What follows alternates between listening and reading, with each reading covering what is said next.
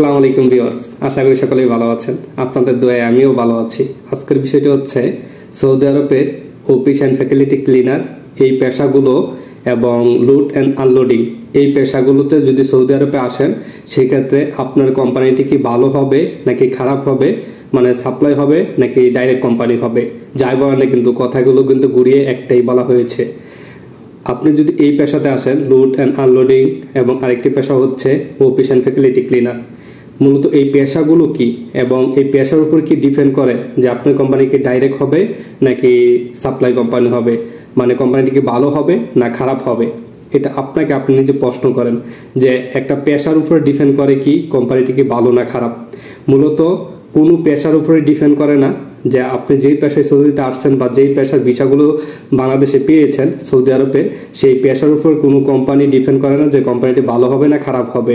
আমি প্রথমে ক্লিয়ার করে দিচ্ছি যে অফিস অ্যান্ড ফ্যাসিলিটি ক্লিনার এটার মানেটা কি।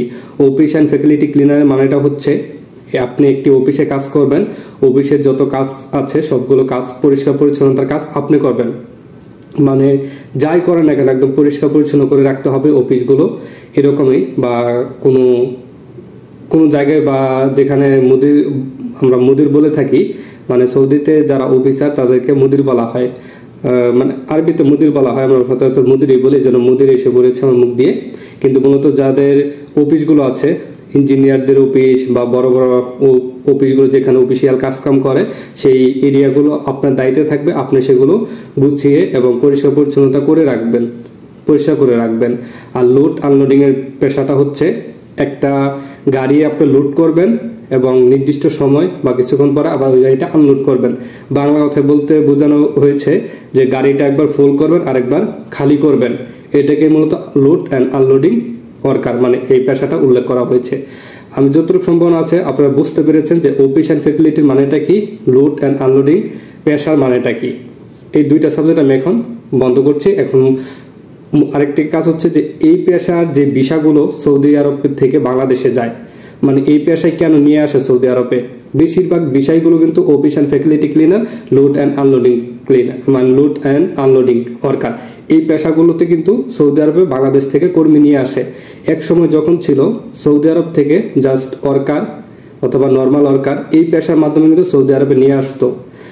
আপনাকে যদি কোনো একটা পেশা নির্দিষ্ট করে দেয়, যেরকম আপনি পেশা জায়গায় লেখা থাকলো যে আপনি ইলেকট্রিশিয়ান, তাহলে কিন্তু আপনার একটা ক্যাটাগরি আছে, সৌদি আরবে একটা ক্যাটাগরি আছে যে ইলেকট্রিশিয়ান ওয়ার্কারের এত টাকা বেতন বা একজন ড্রাইভারের এত টাকা বেতন, একটা যেরকম নানান ধরনের পেশা আছে, এগুলো আপনি ভালো করে বুঝতে পারছেন।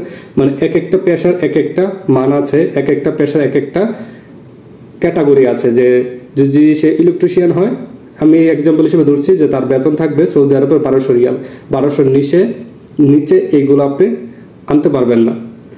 যে যদি ইলেকট্রিশিয়ানকে আপনি 1200 টাকা নিচে না আনতে পারেন, সেই ইলেকট্রিশিয়ান ওয়ার্কারটা যদি আপনি লোড অ্যান্ড আনলোডিং অথবা অফিস অ্যান্ড ফ্যাসিলিটি ক্লিনার পোস্টে নিয়ে আসেন, তাহলে কিন্তু 1000-এর নিচে বেতন দিয়ে আপনাকে কোম্পানিগুলো নিয়ে আসছে। মানে এটাই হচ্ছে কোম্পানির একটা বেনিফিট। আর আপনার একটা বেনিফিট আছে, আপনি office and facility cleaner worker এই পেশায় এসে আপনি যে কোনো কাজ করতে পারবেন কোম্পানিতে, কোম্পানি আপনাকে যে কোনো কাজ দিতে পারবে, পরবর্তীতে আপনার পেশাও চেঞ্জ করতে পারবে, কোনো সমস্যা নেই। Load unloading same to same একই রকম। এই পেশায় আসলেই যে আপনি এই কাজই করবেন এরকম না, কোম্পানি আপনাকে যেই কাজ দেবে সেই কাজে আপনাকে করতে হবে।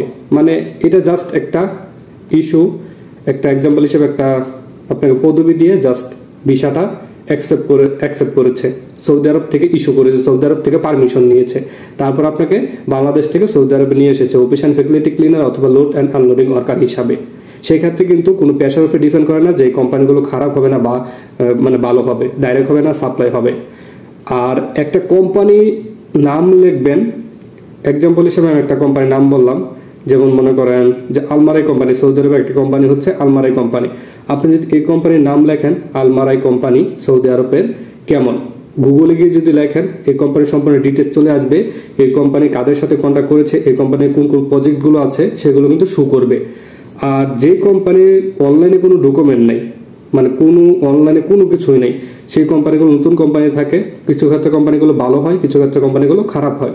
সব সাপ্লাই কোম্পানি যে খারাপ এমন কোনো মানে আজ পর্যন্ত এরকম কোনো কথা আমি শুনি নাই বা আমি নিজে বাস্তব লাইফে দেখি নাই যে সাপ্লাই কোম্পানি হওয়ার সাথে সাথে এই যে সেই কোম্পানি খারাপ। আমাদের কোম্পানির সাথে 2 থেকে 3টা সাপ্লাই কোম্পানি কিন্তু কাজ করে। আমরা যেই সুযোগ সুবিধাগুলো পেয়ে থাকি সেই সাপ্লাই কোম্পানিগুলোকেও একই সুযোগ সুবিধা পেয়ে থাকবে যতদিন পর্যন্ত আমাদের সাথে কন্ট্যাক্ট থাকবে, আমাদের সাথে কাজ করবে। আমাদের সাথে থেকে যদি চলে যায়, আমাদের সাথে যদি কোনো কন্ট্যাক্ট না থাকে, তাহলে কিন্তু সেই কোম্পানিগুলো শ্রমিকদের একটু সমস্যায় পড়তে হয়। আমরা যেহেতু ডাইরেক্ট কোম্পানি, আমাদের কোম্পানির সুযোগ সুবিধা খুবই ভালো। আমাদের কোম্পানিতে 2, 3, 4 এরকম সাপ্লাই কোম্পানি কিন্তু এসে আমাদের কোম্পানির সাথে কাজ করে। সেই ক্ষেত্রে কিন্তু সেই সাপ্লাই কোম্পানিগুলো খারাপ না, কিন্তু এইগুলো কাজকর্ম সবই সাপ্লাই কোম্পানি, মানে তারা কর্মী সাপ্লাই দেয় অন্য কোম্পানিতে, এটাকে কিন্তু সাপ্লাই কোম্পানি বলা হয়। মানে তাদের নিজস্ব কোনো কাজ নেই, তারা আমাদের কোম্পানির সাথে আজীবনে কন্ট্যাক্ট করে থাকে যা আমি নিয়ে আসবো শ্রমিকগুলো আপনার কোম্পানিতে কাজ দেবেন। যেরকম একটা সম্পর্ক থাকে না, আমাদের বাংলাদেশে যদি মনে করেন একটা কোম্পানি আমার থাকে যে সেই কোম্পানিতে খুবই লোক দরকার, মানে অনেক জনবল দরকার, সেই ক্ষেত্রে কিন্তু আমি এত লোক পাই না। আমি অন্য একটা কোম্পানিকে বলি যে তোমার নামে সব কিছু হবে, সব সমস্যা সব ধরনের ঝামেলা তুমি বহন করবা, তোমার কোম্পানির লোকগুলো আমার কোম্পানিতে দিবা। আমার কোম্পানি যতদিন থাকবে আমি ঠিকই আমার শ্রমিকদের যেরকম সুযোগ সুবিধা দিই তোমার কোম্পানিগুলো সেরকম সুযোগ সুবিধা দেবো। এরকম মানে সাপ্লাই কোম্পানিগুলো সৌদি আরবের। আর যেগুলো ডাইরেক্ট কোম্পানি কাদের বলা হয়? ডাইরেক্ট কোম্পানি হচ্ছে আপনার তাদের নিজস্ব কাজ আছে, যদি বাইরে কোনো ধরনের কন্ট্যাক্ট নাও থাকে তাহলে সমস্যা নেই, তাদের নিজস্ব কাজ আছে, সেই কাজগুলো তারা তার শ্রমিককে দিয়ে করাতে পারে, অন্য কারো কাজ করানোর দরকার হয় না। যেরকম কিছু কোম্পানি আছে ক্যাটারিং, নিজস্ব ক্যাটারিং আছে, খাবারের সাপ্লাই দেওয়া, সরবরাহ করা বা সাপ্লাই দেওয়া যাই বলেন না কেন, সেই কাজগুলো কিন্তু আজীবন থেকে যায়, এগুলো কন্ট্যাক্ট কখনো শেষ হয় না, বা কোম্পানি নিজে এটা একটা বিজনেস করে থাকে। মানে কিছু কিছু কোম্পানি আছে যাদের নিজস্বই কাজ আছে এবং তাদের কাজ তো আছে এবং অন্য বাহিরের কন্ট্যাক্টগুলো তারা পায়, তাদের নিজের কাজের প্রতি মানে খুবই ভালো থাকে, কাজের সেবাগুলো খুবই ভালো থাকে। সেক্ষেত্রে অন্য অন্য কোম্পানি অফার দেয় যে তোমার কোম্পানিতে তো খুব ভালো সুযোগ সুবিধা, তুমি সব ধরনের সেবা দিয়ে থাকো, তাহলে আমাকে আমার এই কন্ট্রাক্টটা তুমি নাও, তোমার জনবল দিয়ে তোমার শ্রমিক দিয়ে আমার কোম্পানিটা পরিচালনা করো বা আমার এই সেবাটা তোমরা প্রদান করো। সেই ক্ষেত্রে কিন্তু আমাদের কোম্পানি এরকম কন্ট্রাক্ট নিয়ে থাকে। কিন্তু যে কোম্পানিগুলো নিজস্ব কাজ আছে, নিজস্ব কন্ট্রাক্ট আছে, মানে নিজস্ব কাজ করাতে পারে, কোনো কন্ট্রাক্টের প্রয়োজন হয় না, সেগুলো কিন্তু ডাইরেক্ট কোম্পানি। আর যেগুলো সাপ্লাই কোম্পানি মানে তাদের কোনো নিজস্ব কোনো ধরনের কাজ নেই, তারা অন্য কোম্পানির উপর নির্ভরশীল, এগুলোকে সাপ্লাই কোম্পানি বলা হয়। আর কোনো ধরনের পেশার উপর ডিপেন্ড করে না যে কোম্পানি ভালো হবে না খারাপ হবে। এখন অনলাইন জগৎ, আপনি যে কোনো কোম্পানির নাম লিখে সার্চ করবেন, কোম্পানি সব কিছু চলে আসবে যে কোম্পানিটি ভালো না খারাপ। এখানে আপনার প্রতারণা হওয়ার কোনো কিছু নেই। আপনি যাই করবেন, যে ভিসাটাই পান না কেন, প্রথম কোম্পানির নাম জিজ্ঞাসা করবেন যে কোন কোম্পানির ভিসা, সেই কোম্পানি অনলাইনে সার্চ করবেন, বা আমার মাধ্যমে ফেসবুক পেজে চলে যেতে পারেন, অথবা আমার ইউটিউবে আমার সাথে যোগাযোগ করতে পারেন। আমি আপনাদের সেবা মানে আপনাদের হেল্প করার চেষ্টা করব। আপনাদের এই সেবাটা আমি ফ্রিতেই দিব, কোনো ধরনের টাকা পয়সা কিছুই লাগবে না। যে কোম্পানিটা ভালো না খারাপ জাস্ট যতটুকু আমি আপনাদের জানিয়ে দিব। এভাবে কিন্তু আপনি বুঝতে পারবেন যে কোম্পানিগুলো কীরকম।